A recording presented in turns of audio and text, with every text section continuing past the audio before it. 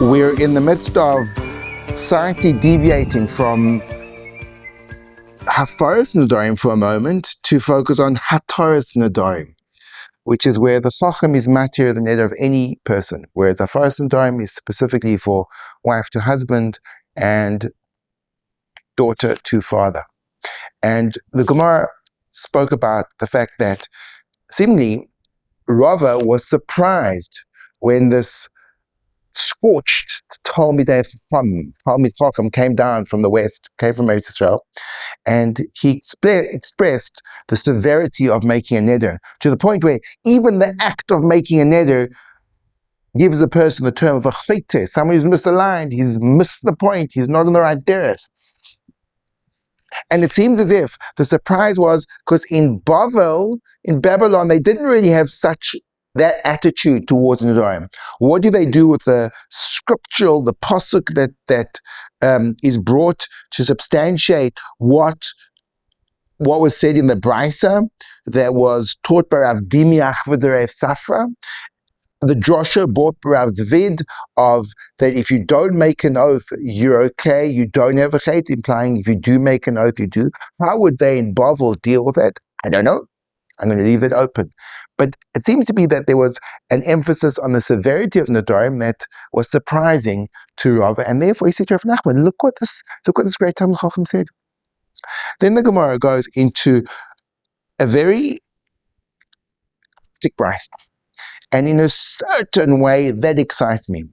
Because normally, and we'll look at this brisa, the way the brisa is presented at face value, it seems to be very badly engineered. Why?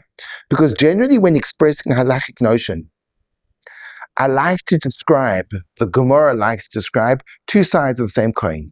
Here it's asur, there it's mutter. Here your words work, there your words don't work. And it's referring to the same concept.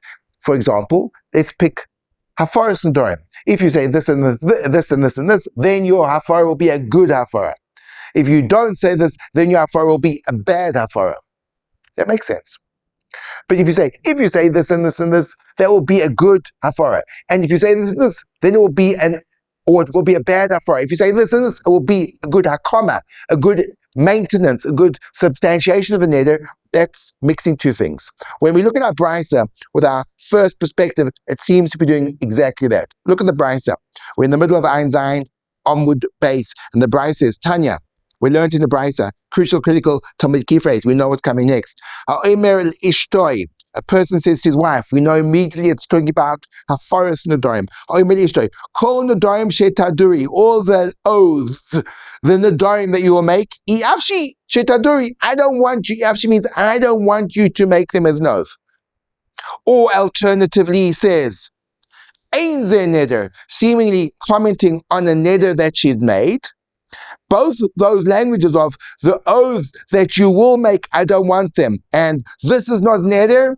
In regard to both of those proclamations, loy amar klum. He said nothing. In other words, that seemingly what's he trying to do over here? Get rid of the neder. That's called hafara. So he's trying to do hafara, and the brisa seems to be teaching me these languages of hafara are ineffective to do hafara. Says the seif of the brisa. Yafe asis, you did well. Ein kamoisech, there is no one like you. It's almost colloquial. En kamotech, mamash, en kamotech. Or else, a third lashon he said, V'im loy nadat, had you not made that neder, madir chani, I would have made you make that neder. If he said any of these languages, dvarav kayamim, his words stand. Clearly, the seif of the Mishnah is talking about hakem, the making the neder, you're making the neder stand. As we know, that just like the Baal, the husband, has a power to annul the vow, he has the power to give the vow credence so that it cannot be annulled. How so? Well, if he says to his wife, no, your vow is mufar, it cancels it. If he says, your vow is mukam, it's good, it stands, he or she can no longer be made for it. She could never, but he can't. Even before the last day. Even before the last day. The minute he sticks it, he says, I want this neder, that's it. It's all over. Stamped. So the latter part of the brisa seems to be discussing good languages to make the neder stand. The former part of the brisa seems to be discussing bad languages to make the neder fall. Those are two incongruous topics. Do you understand the problem? That you make it or make it is not good option. It's place should no fit.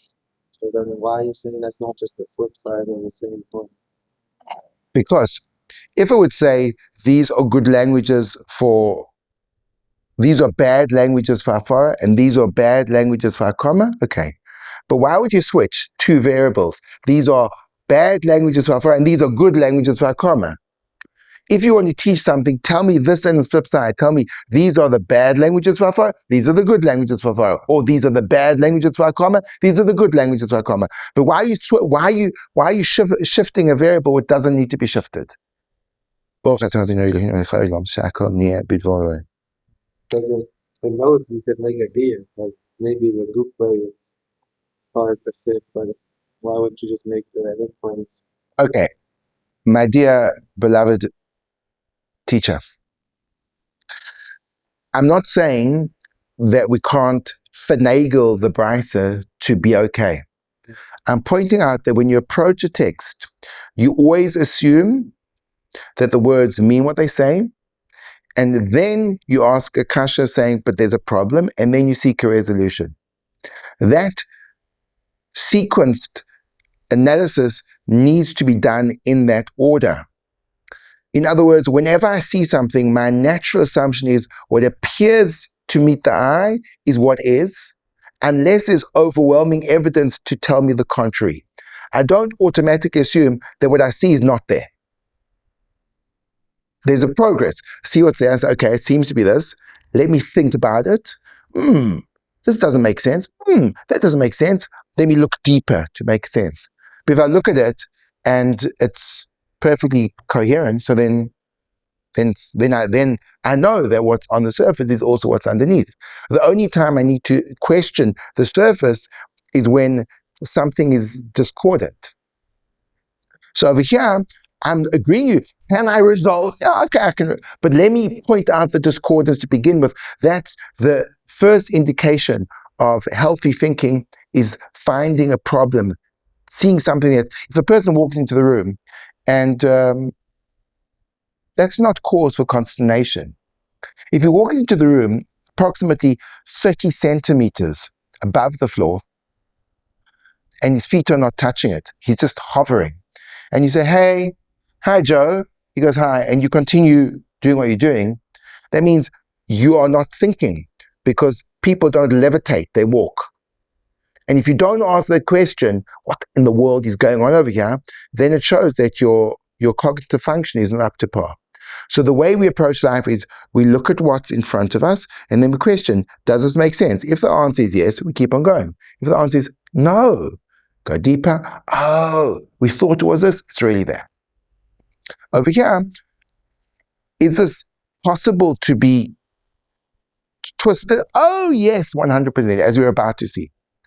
But is it in need of serious care to make some type of healthy, smooth understanding? Yes.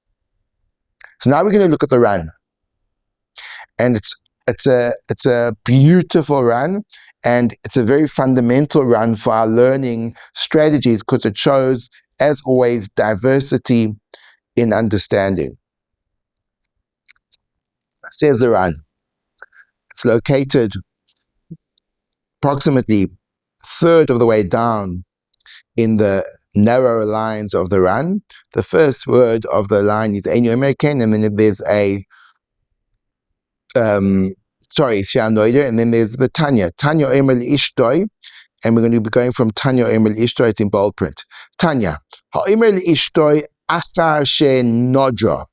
This is what's called a run on run. We drop the dot and we incorporate the run interpretation actually into the language of the Gemara itself. So the Ran's adding words into the Brisa. After she had made an oath, all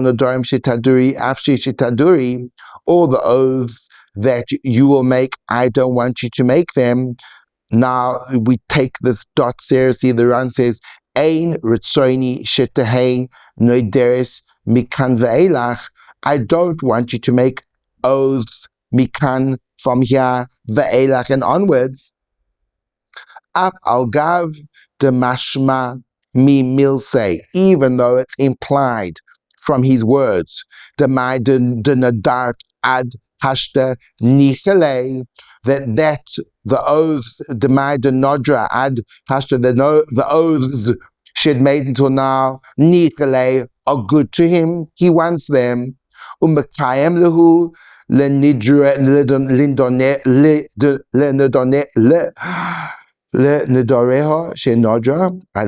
therefore he's establishing, he's maintaining, he's approving the oaths she made until this point.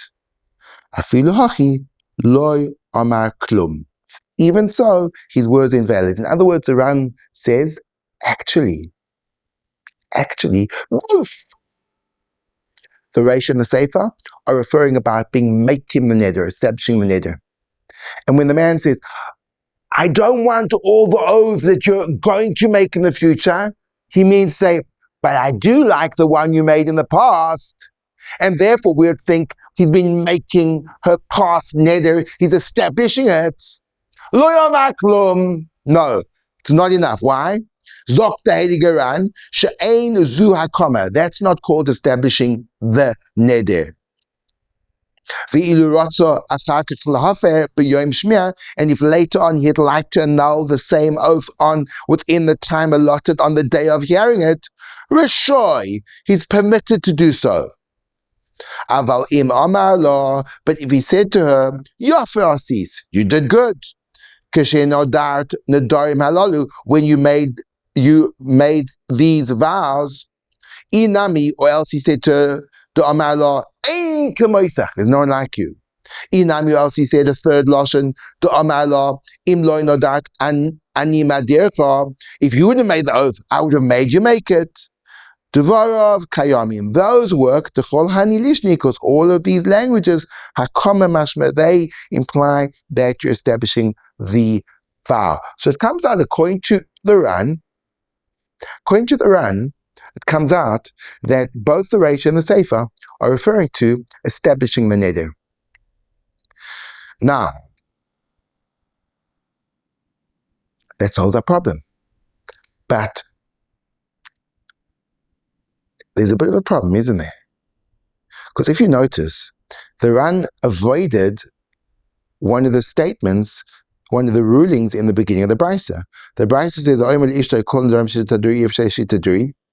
all the oaths that you will make, I don't want you to make them. And then the Brisa says, another phrase, Ein ze neder. This is not a neder, which clearly is not referring to any kind of hakama, establishing it. So what does the Ran do with that? So let's keep on going the Ran. Says the Ran, Ulafi perish them, and according to this explanation, Kula Brisa Ba'akoma, the entirety of the Brisa is referring to establishing the loan. Elo, the Lishna Dereisha, Loy Mahaniba. Rather, that in the language of that you use, that the Brisa says in its first part, Loy Mahaniba, it doesn't help. V'ani Lishna de Sefer, whereas the language is used in the Sefer, the latter part, Mahaniba, those work. Ulahai Pirusha, says the Ran, magically, and according to this explanation, look what he says, Loi garsinan bahas brisa, we don't have the version in this brisa of text, the phrase in inverted commas, quotation marks, ein ze neder loi amar klum. We don't have the phrase ein ze neder. We delete it from the brisa. The nishta de ein ze neder loi mashmele ben nedarim she nodra kvar, because the language of this is not a neder implies the nedarim that she's made already, and it would be to annul them and not to maintain them. And therefore, the Ran learns that the only way to make this brisa work is by deleting a single phrase. Now, what gives him the right to do so?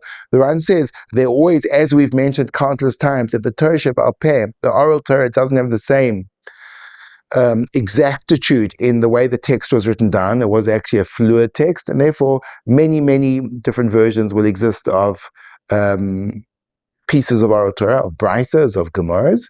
And over here, the Ran saying that clearly, based on the overwhelming evidence and the fact that we want the Brisa to be speaking about the same thing in Reish and Sefer, it must be that that phrase got inserted into the Brisa inadvertently.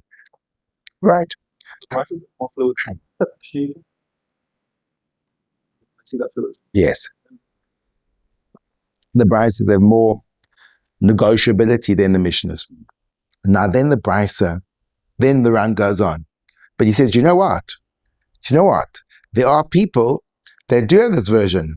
Uman the Gorisle, and those that do have this version, Mefarish le Brisa Hachi, they explain the Brisa in the following way. Because there's a Ran, but what about we have it? It's in our text. What do you do then? I'm okay because I have a version of the text which takes out that phrase, and that makes it possible for me to understand the Mishnah to be talking about Hakama and Hakama alone. But according to those that have the words Ein Ze Neder, what they're going to do? The Ran explains according to them as well. And he says the following thing. Uman de Gorisle, and the person that has a version, Mefarish le Brisa Hachi. He explains the Brisa in this way. And here it goes with his explanation. Ha'emer le'ishtoi b'nedarim she'avru, a person that says to his wife in regard to oaths she has made in the past, I don't want you to make them kloimar. Kloimar is always logic overrides language, and LOL. Kloimar, when he says that I don't want you to make them, what does he mean? Bohen. I don't want them. Alternatively, he says that's not a neder. Loy amar klum, those declarations of hafara, of annulment, are not effective. The ba'afara loshen mefurash boy, because when it comes to annulment of vows, you need to say it explicitly. And even ein ze neder is just telling me this is not neder, but you're not saying I'm annulling it. Now the Ran adds parenthetically, "V'chi katani kol nedarim shetaduri." Asid b'mokim avar, who? And when it says all the oaths that you will make, the Brisa is using the future tense in place of what already should be the past tense. Already when it says the oaths you will make, means the oaths that you did make. And there are many cases in the Gemara and the Mishnah that we find that the tenses are flexible, and even though it's stated in the future, it can mean the past as well. So I just want to stop back and reflect, because there's just so much beauty and joy in this little section of the Ran. We have a Brisa, and we have a problem with the Brisa. You know, Benj, it's a little bit like life. We have life, and then life, for some reason, doesn't run smoothly. Things come up. Now, when something comes up and I spot a problem, very often, I can't create a perfect resolution. It's very rare that resolutions are perfect. Most times when problems come up, I have to say, look, I could do this and I could do this, and this is marginally better than that, so I'm going to go with that. It's very rare that solutions are binary and that, this is a brilliant solution and there's no other solution. Most often, I could do the solution which has these advantages, it's got these downsides. I could do this solution, it's got these downsides. I could do this solution, it's got these. In other words, the power to negotiate the complexity of life is never a absolute right or wrong, black and white binary experience. Or extremely rarely. Most often, it's the delicate balance of making the best working model given the faults with what I have in front of me. So here we have a Brisa. In this Brisa, there's no perfect resolution. Either way, we're going to be compromising one thing or another. And the question becomes, what is better to compromise on? And the Ran says, I've got two ways of learning this brisa. Way number one is I stick to the integrity of the content, the subject matter, and I'm saying the subject matter of this brisa is referring to Hakama. And the Reish is referring to Hakama, and the Seif is referring to Hakama. And when it says the language, all the oaths that you will make in the future, it's to imply, but the ones that you made in the past, I'm happy with. The ones in the future, I don't want. The ones in the past, by application, I do want. And on that, the Reish of the brisa rules, that's not called Hakama. Whereas when you say, well done, no one's like you, I would love the fact that you made the neder. Had you not made it, I would have made it for you. I would have made you make it. That's a good Hakama. And that's the topic of the brisa. But if we have that solution, we have to do some serious amputation. We have to take the text and we have to pull out a phrase and say that wasn't part of the text. That's a problem. That's an amputation. We have to do surgery. Okay, so let's leave it there. Now we've got a problem. The Reish and the Seif are talking about two different things, and it's awkward. Fine. That's a compromise we make. Nothing's perfect. So we say the Reish is talking about Hafara, and the Seif is talking about Hakama. That's not the only compromise we have to make. We have to take the language which says Shetaduri, which means future tense, and say it really means past tense, that you made. So we have to do some serious plastic surgery on this brisa. So which one is perfect? Neither! Which one is good? Both! Welcome to the world of real living, where there's no perfect solutions. There's what do I do with the material given me? How can I resolve this? This is slightly better. This is slightly worse.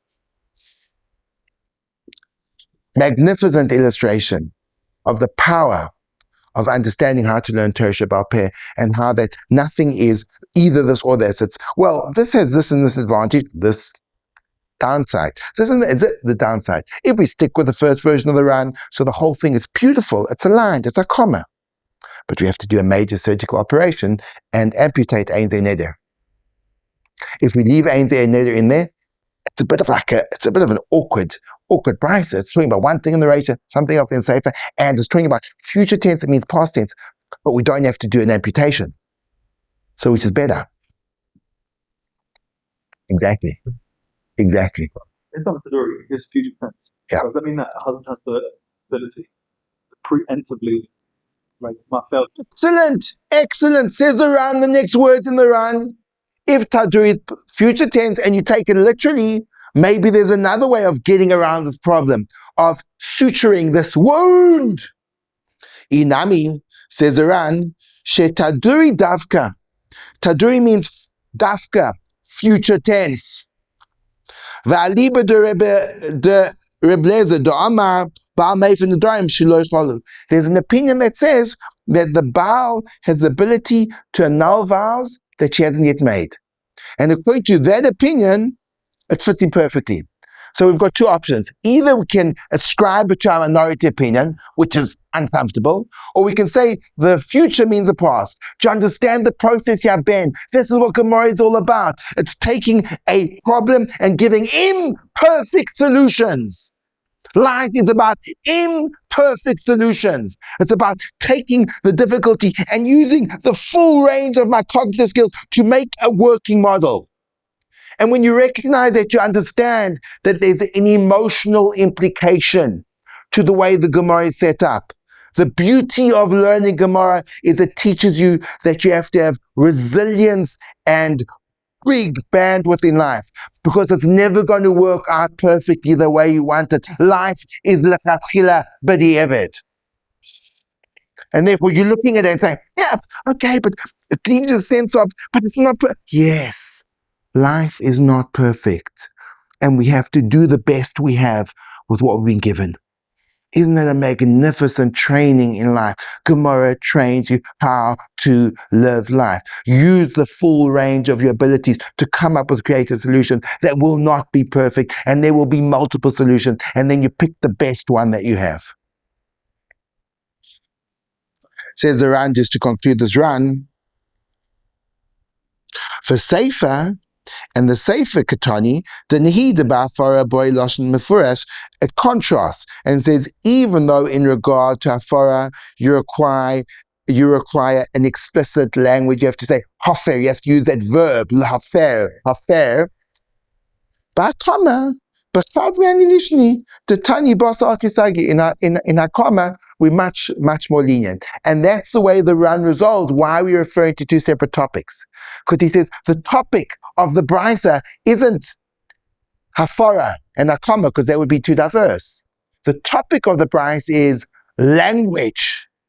Which language, in which context is a good language? And the Brisa is talking, say, languages. The language of Hakoma requires no exactitude, and the language of Afar requires precise exactitude. And therefore, it is a consistent topic. Unbelievable! Ingenious!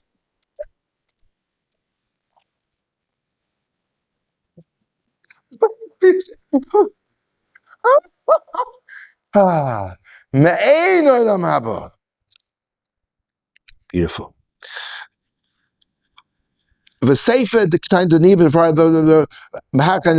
Good.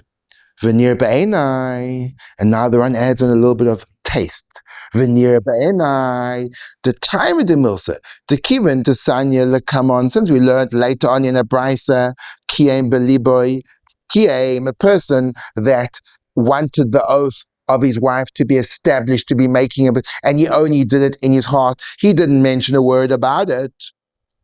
It works. So then says the Ran, Loigari Hani Lishni Mikir Belibo. These languages are no worse than wanting it to be a neder in your heart.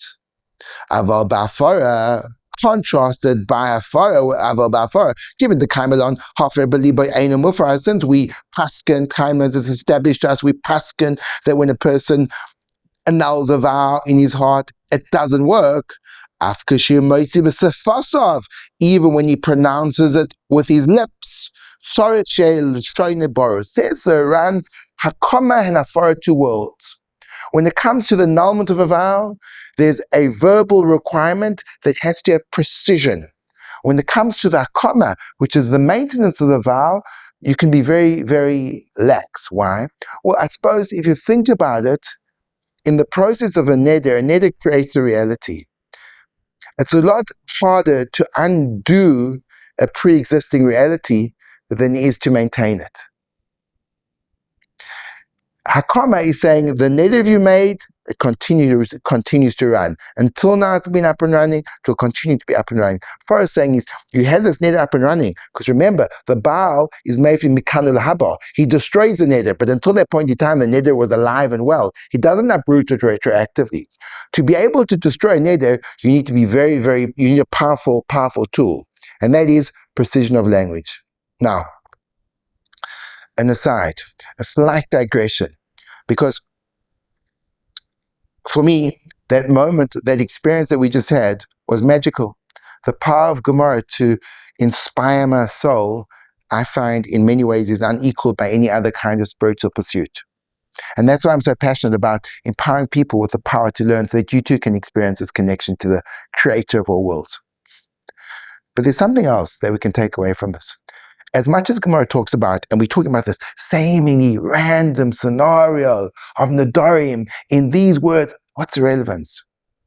Today I was davening in Chakras, and I thought to myself, I've been thinking about Nedarim, it's been in my head. And I thought, wow. The Mesilas Yesharim says that one of the greatest undermining factors of thinking before we act is we don't give weight to what we're doing. He calls it hasoik v'halotzoin. When you belittle things and nothing has any value and any import and any gravity or gravitas. So then, who cares? Who cares? If everything about life is choosing a flavor of ice cream, so then if you make the wrong choice, are there consequences? Not at all. Nedarim revolutionizes Motcha, our paradigm of how powerful the words that come out of our mouths are.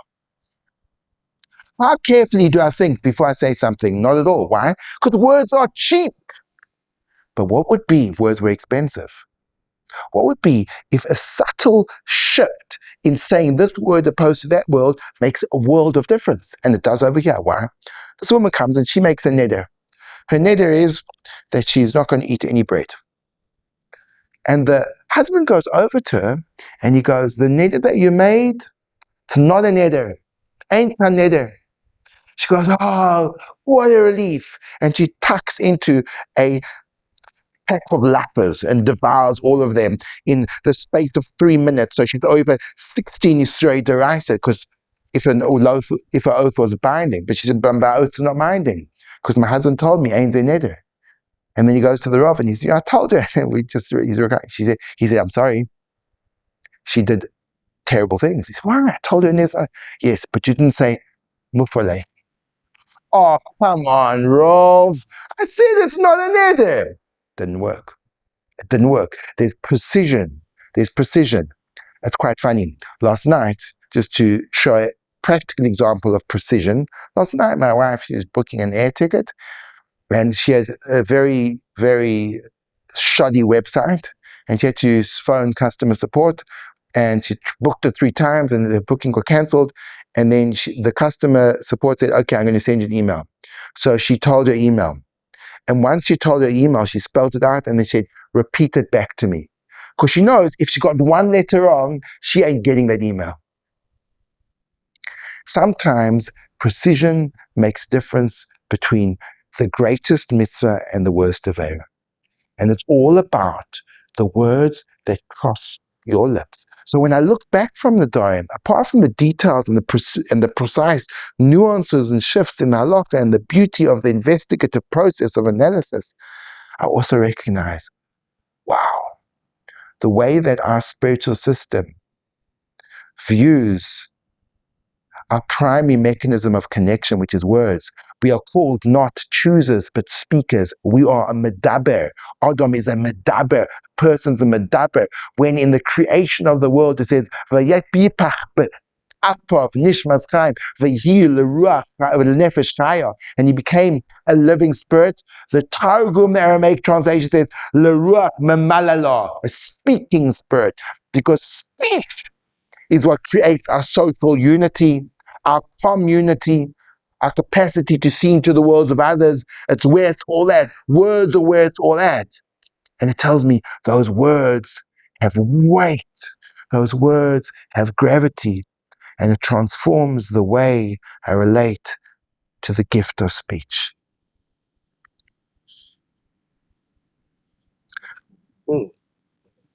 Question. What was the specific additional term that the guy didn't use in speaking to his wife? In order for him to annul the vows of his wife, he has to use the verb, some form of the verb, lehafer, to annul. So if he goes, mufar lehi, works. If he goes to and he says, ein ka neder, there's no neder, yeah, that's nothing. Her neder is chai v'kayom. Like David HaMelech. Good. Okay, good. Gevaldik, we continue. Says the Gemara, Loi yoimar adam, a person should not say to his wife, Loi yoimar adam le'ishtoi, b'Shabbos, on Shabbos, a person shouldn't say to his wife, mufalechi, botalechi, kederech sho'emer lo b'choil. Wow. Look at this. This is going to be transformational. Because especially after what we just said, oh my gosh, this is so uncomfortable. Says the Gemara, Lo yomar adam le'ishtoi, and there's a little gimel on the side over here in my Gemara, and there's actually meant to be a Tanya over here. It's a brisa. The brisa says that a person shouldn't say to his wife, b'Shabbos, mufalechi botlechi. It means, obviously, if a person hears his wife making a neder on Shabbos, and he wants to annul the neder, what's the correct language to use? Mufar. You have to use the word mufar. We just said, if you don't use that language, it doesn't work, correct? So, but you shouldn't say that language. You shouldn't say that. The two languages which could work would be mufalechi and botalechi. Don't say either of them. Like you would say during the week. Ella rather, take and eat. Tzli take and drink, meaning if your neder was about not eating something, cake isn't ate. You made a neder not eat bread, eat the bread. Take the bread and eat it. Take the wine that you forbade and drink it. V'haneder bottom elov. And the neder will be annulled by itself. What are you talking about? You just told me the entire basis of the previous brisa was if you don't use the right language, it doesn't work. And now we're saying, nah, you can say, just take and eat it. And that works. Ain't neder doesn't work. And Steve yes works. Are you tough, man? Crazy. Isn't that? That's like a glaring contradiction. Just a line apart. It's bizarre. It's strange. It's confusing. So, do you want the resolution? Keep on going. Says the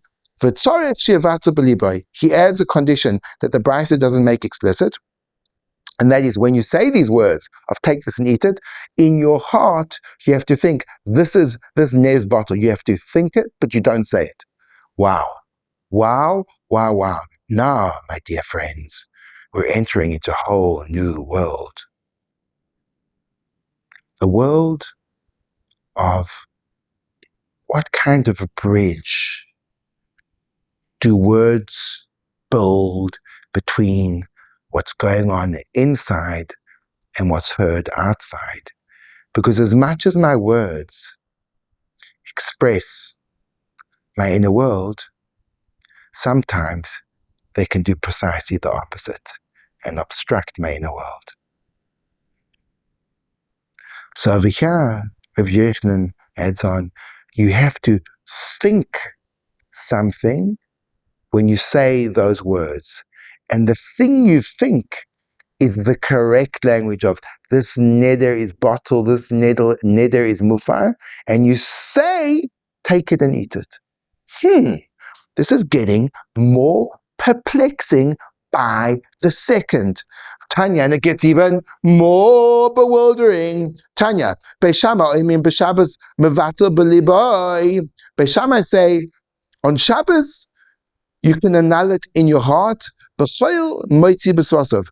During the week, you pronounce it with your lips. Seeming going even more extreme, goes Beishama. He says, you don't have to say anything to annul a vow. You just think it in your heart and that's enough. And during the week, you have to say something. Oh my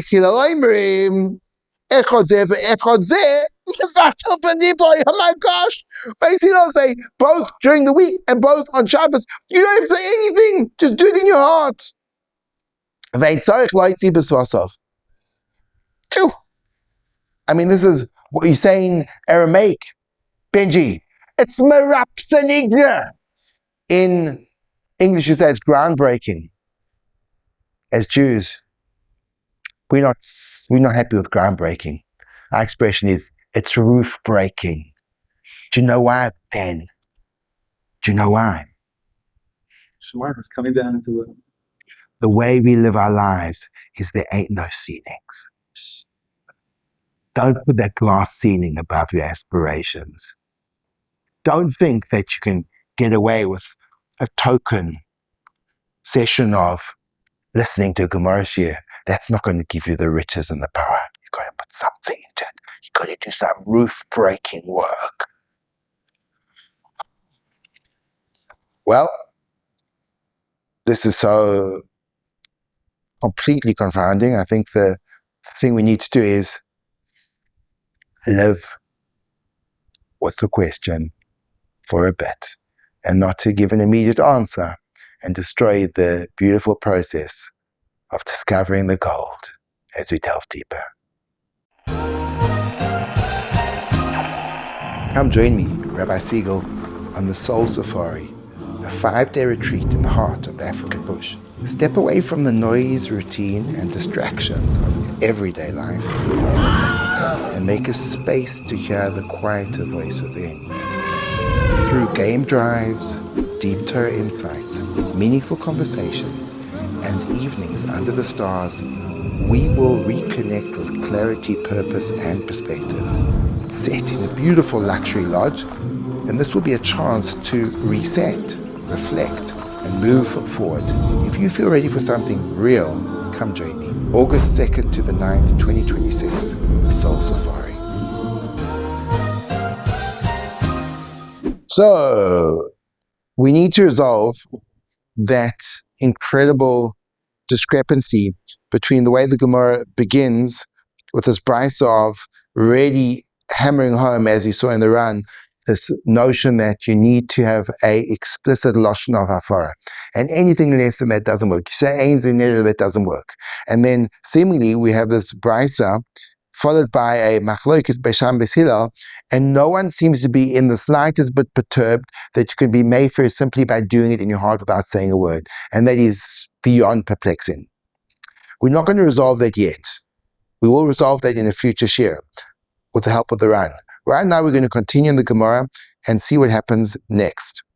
Amar Rabbi Yochanan, says Rabbi Yochanan, Chacham she'amar bilshayin Baal, a chacham that says his annulment in the language that the Baal uses. In other words, if a chacham says mufar lach to a person who made a neder, instead of saying mutar lach, it's permitted to you, he says it's annulled to you, using the language of the Baal. Ubaal she'amar b'lashon chacham, and similarly, a husband that says in the language of a chacham, of a wise man, and he says to his wife mutar leichi lo amar klum. Going further in this notion of how precise we need to be with the language you use, and how it has direct consequences in every level of the spiritual world. The ramifications are felt, and therefore it allows us to think about the gravity that we need to lend to words. Now, part one of the Gemara is that it's a statement.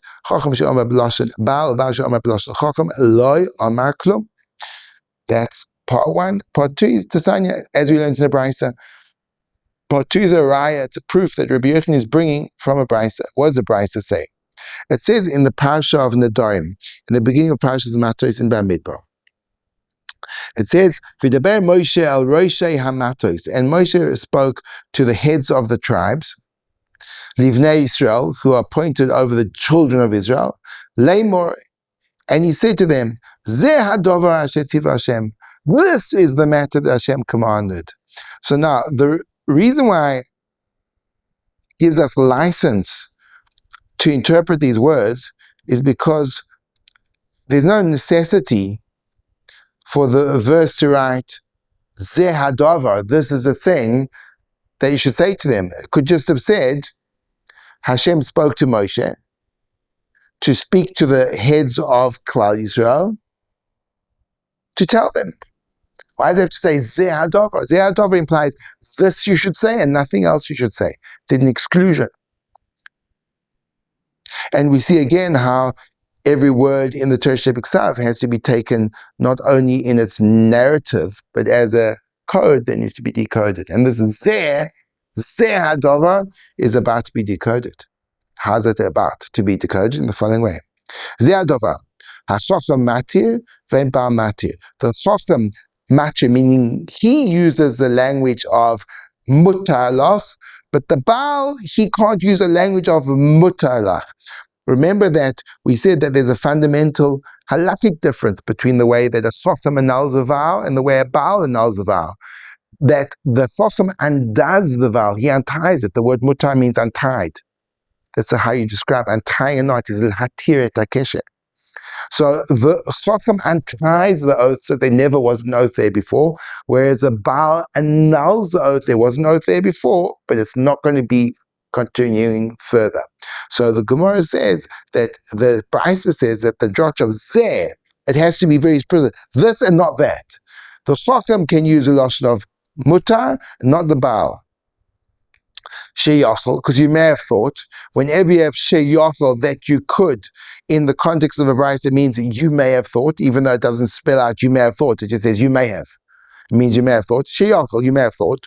Uma chacham, and this uma doesn't mean and what, it means and just like. Again, in the context of a kal v'chomer, which we're about to see, uma means and just like. Uma chacham, and just like a chacham, she'ein mefer, that he doesn't have the ability to use a lashon of mufar, but he's matir, the usual of matir works. And the chacham that's so weak that he can't be meifir the neder, mufar doesn't work, but mutar does. Baal, that's so strong he can destroy the neder by his words, mufar. Eino din, doesn't it follow shem matir, that he can use the word mutar to undo it? If he can destroy it, he can undo it with those words. Talmud Loimar, ze hadavar. Talmud Loimar says it's exclusive. This is what you have to say. Chacham matir and Baal matir. Only a chacham can use the lashon matir and not a Baal. And we're crossing over to Daf Ayin Ches Amud Aleph, and we continue with another brisa, Tanya Idach, and this is going to be, so we had a raya to the fact, Rabbi Yochanan's statement that a chacham who says it in the language of the Baal or vice versa, it is not valid. And so far we've proven that a chacham who says it, so far we've proven that only a chacham can use the language of mutar, not Baal. Now it's just the other way around. In this following brisa, Tanya Idach, Zeh Dovar, just like it says only this way, and that has a ramification towards the chacham, it also has a ramification towards the Baal, this way and the other way. And just like the chacham, it's this way and it's my way, this way, it's this way or the highway. So too with the Baal, it's this way or the highway. Because the Baal says, the husband says, Zeh Dovar, Baal meifir, ve'en chacham meifir. And now the Gemara reverses the Kal V'chomer, which is going to be something that we need to figure out. Because if it's a Kal V'chomer one way, how can it be the Kal V'chomer the other way? Question. So, she also, that I may have thought, Uma Baal she'ein matir, the Baal that is incapable of using the Lashon mutar and undoing the neder meifir, but he can stop mid-course. Chacham she'matir, that can undo the neder with the words of mutar, ein adin she'meifir, surely he can be meifir the neder and use the word mufar. Talmud Leimar, Zeh Dovar, Baal meifir ve'en chacham meifir. The Talmud, the Torah says, Zeh Dovar, to be exclusive, that only the husband can use the lashon mufar and not the chacham. Now, to be honest, I've been explaining it as if that if you use the lashon mufar, so then you stop the vow mid-step. If you use the lashon mutar, you undo it from the get-go, which is how chacham works, now Baal works. It seems to be that in the havamin of this Kal V'chomer, that a chacham could be meifir, let's say. I wonder if the Kal V'chomer could be saying one of two things. That we may have thought that the chacham can use a lashon mufar, but he'd still undo it retroactively. Or the chacham can use the lashon mufar because he'll be undoing it from now onwards. I'm inclined towards the second way, but I'd need a proof to say it. Okay? And that already draws to close the first part of our Gemara, which is Rabbi Yochanan's statement, backed up both sides of his statement, that the chacham needs to use lashon mutar and the Baal needs to use lashon mufar.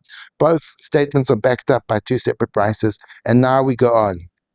And this is going to introduce us into another brisa. The Gemara continues, and this is like, I think this is a new brisa, even though it doesn't say Tanya, but I think it's a new brisa, or else it's a continuation of this old brisa. Ne'emar kan, it says in regard to Hafaras and Hataris and Nedarim, it says Zeh Hadavar. V'ne'emar lehalan, and it says later on. So Hafaras and Nedarim is the parsha of what we just discussed, but it says elsewhere, Zeh hadavar b'shutei chutz. It also says the words of Zeh hadavar b'shutei chutz. Now, shutei chutz is the following notion. Shutei chutz is that a korban, an animal that is not a korban, an animal that's dedicated to be a korban, cannot be slaughtered outside of the Beis HaMikdash, outside of the Azara. It needs to be brought into the temple area and slaughtered. If a person slaughters an animal for the sake of a korban outside of the Beis HaMikdash, there's an Isur Kares involved with that. That's called shchutei chutz. Now it says in regard to Shchutei Chutz, which is offering up and offering outside the context of the Beis Hamikdash, which we can explore. What does it mean? The power of space, not only the power of words, but the power of space. Isn't that crazy? Zeh hadavar b'Shchutei Chutz. And it says it also by Nedarim. So why does it say this word twice? And the Gemara is about to use a gezeira shava to link these two seemingly disparate halachic notions by the power of the TTS. Do you know what the TTS is, Teddy?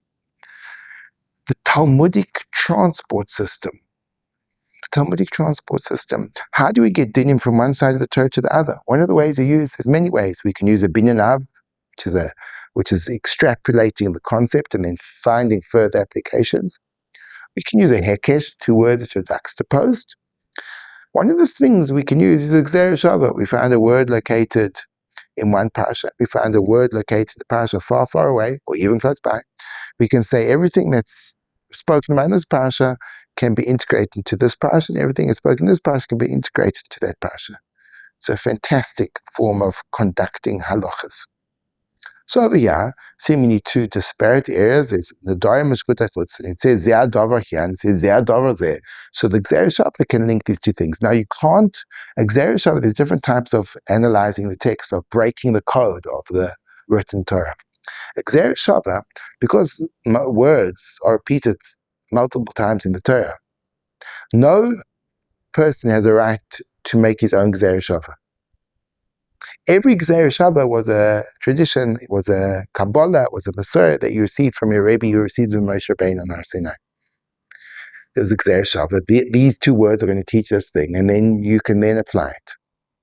Now, not all gzeira shavas are equal, which we'll perhaps speak about a little bit later. But the fundamental notion of gzeira shava is that we have a tradition that this word stated here and that word stated there is in order to link these two halachic concepts, and therefore we have over here zeh hadavar and zeh hadavar to link these two concepts of Shchutei Chutz, slaughtering animals outside of the Beis Hamikdash for the sake of a korban, so the Isur Kores, and we have the idea of Nedarim. So what's the connection? The Gemara answers the reason is just like b'Shchutei Chutz Aaron Uvanu v'Chol Yisrael, just like Shchutei Chutz, it doesn't matter who you are. It's Aaron HaKohen, the Kohen Gadol, and his children, the Kohanim, and all of Klal Yisrael. Af Parshas Nedarim, Aaron Uvanu v'Chol Yisrael. It's Aaron, his children, Chol Yisrael. So even though it says, and originally spoken to the heads of the tribes, you may think that only a Yochid Mumche, only a Chotham could be Matir and Neder. No, just like in Shchutei Chutz, anyone. So too in the HaTorah Nedarim, anyone, meaning any three hedyotas, three normal people, could annul a vow. Context of the Torah, where the in the ultimate statement. In both. It's in both. It's the introduction to the parasha. So Zeh hadavar introduces the parasha of Hafara and HaTorah. Umakan Rosh Hamatos Aflahalan Rosh Hamatos. And just like in Nedarim, it speaks about the heads of the tribes, so in Shchutei Chutz, it speaks about the heads of the tribes. What are you talking about? What are you talking about? So we don't know what that means. Good. But until here we've had Rabbi Yochanan, his statement of you've got to use the right language, a brayso to support Chacham, a brayso to support Baal. Then we have a second brayso which takes on the word Zeh hadavar and creates a connection between Shchutei Chutz to learn one thing from Shchutei Chutz to the Nedarim, that it can be anyone, and one thing from Nedarim to Shchutei Chutz that it has to be the heads of the tribes. We kind of guessed what the learning from Shchutei Chutz to Nedarim is, that even three hedyotas, but we can't figure out what the Rosh Hamatos is all about. Should we go a bit further? I think so. Says the Gemara. So we have part 1, Rabbi Yochanan's statement, part 2, A and B, the proofs, and that's part 3 is introducing us to the brayso of Shchutei chutz, and that's really, even though it's lots of lines, it's only 3 parts of the Gemara.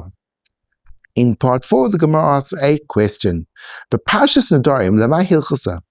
In the Parshas Nedarim, what would be lamai? For what hilchasa? What's for the halacha? Meaning, the Gemara means to ask in Parshas Nedarim, what is the relevance of Aaron Vana v'chol Yisrael? What's it coming to teach me? And the Gemara in part 5 answers.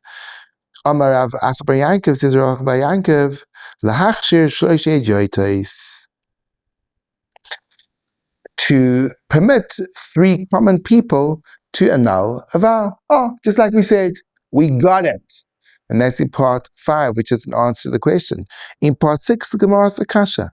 V'ha roishe hamatos ksiv. How can you say that? Says the Gemara, asking a kasha on the previous teretz. It says only the heads of the tribes can do this vow annulment.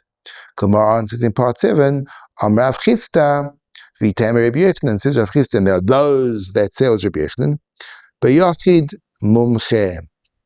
There is a differentiation. As it is relevant that says Rosh Matos. Rosh Matos means that if it's Idiotis, you need 3 of them. But if it's Rosh Matos, even one of them will do the job, and therefore it's not a contradiction. You can have the fact that Het Nedarim is with 3, and also it's for Rosh Matos, because Rosh Matos can do it by themselves. Whereas if you want to do it with normal people, it requires 3. The Gemara says, Rosh Matos b'shchutei chutz, and this is part 8. Lemay hilchasa, why do you need Rosh Matos b'shchutei chutz? Part 9, the Gemara answers, Amrav Sheishis Leima Sheishayla behektish, to teach me that there is an asking in hektish. That in hektish, you can also renege your commitment. If a person dedicated a sacrificial offering to the temple, he can go to a chacham and say, I made the dedication in error, and thereby revoke the dedication and render the animal no longer holy. And that draws to a close our Gemara. It's at least initial stages so that we can continue the process of going a little bit deeper, but we first of all need to put into practice the basic building blocks of the sugya, which is what we're doing now, only in order to go over them again and again and again to find the depth beneath the surface.